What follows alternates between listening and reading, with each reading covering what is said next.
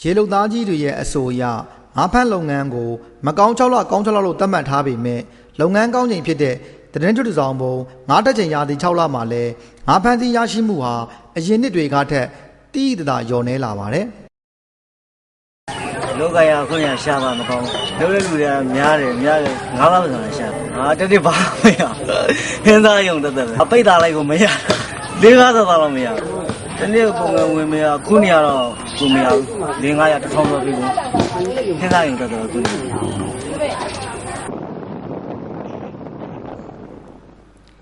AR မျိုးတစ်ချောက်ကတန်ငါတဲ့တွေငါးဖမ်းသီးရရှိမှုအရင်နှစ်တွေကထက်တစ်နှစ်ထက်တစ်နှစ်လျော့နေလာတာဟာ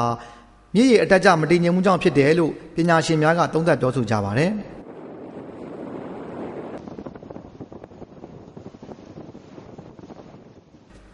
ပညာရှင်တွေရဲ့အဆိုအရငါးများရှင်တန်ကြစားပေါက်ဖွားရာတဘာပေါက်ပင်တွေဖြစ်တဲ့ဒဲပင်ကိုင်းပင်တွေရုပ်ရော့လာတာကြောင့်အခုလိုငါးတက်ချိန်ကာလမှာငါးဖမ်းသီးရရှိမှုတွေကျဆင်းလာတာလို့လည်းဆိုပါတယ်ဒါအပြင်မြေရိုးအနီးနားမှာရှိတဲ့စက်ရုံတွေရဲ့စစ်မြေပစ္စည်းတွေကဖြစ်ပေါ်လာတဲ့မြစ်ရည်ညဉ့်ဉန်းမှုကြောင့်ဖြစ်နိုင်ခြင်းအများဆုံးလို့လည်းသုံးသပ်ကြပါတယ်ရေလုပ်ငန်းကိုအဓိကအားထားလောက်ကိုင်နေတဲ့မြို့ဝကျွန်းပေါ်ဒေသကရေလုပ်သားကြီးတွေကဒီနှစ်ငါးတက်ချိန်ကာလမှာငါးဖမ်းသီးရရှိမှုလျော့နေလာတာကိုအခုလိုပြောပြကြပါတယ်တော့ငါပုတ်ငါစောပိုက်ကောငါပုတ်စပိုက်ကောပြစ်တာပဲចောင်းသားတွေက4ယောက်တောင်ဆိုတော့မြေညောင်မတက်ဘူးမတိုးလို့မြေထဲကမတက်ရတာပေါ့ဒီသားစု6ယောက်ရှိတယ်ခလေး4ယောက်ပေါ့လေအများ2ယောက်လေရာအဲ့ဟာလေးတကောင်ညာလေးအဲចောင်းစိမရမချင်းချနေရတာပဲ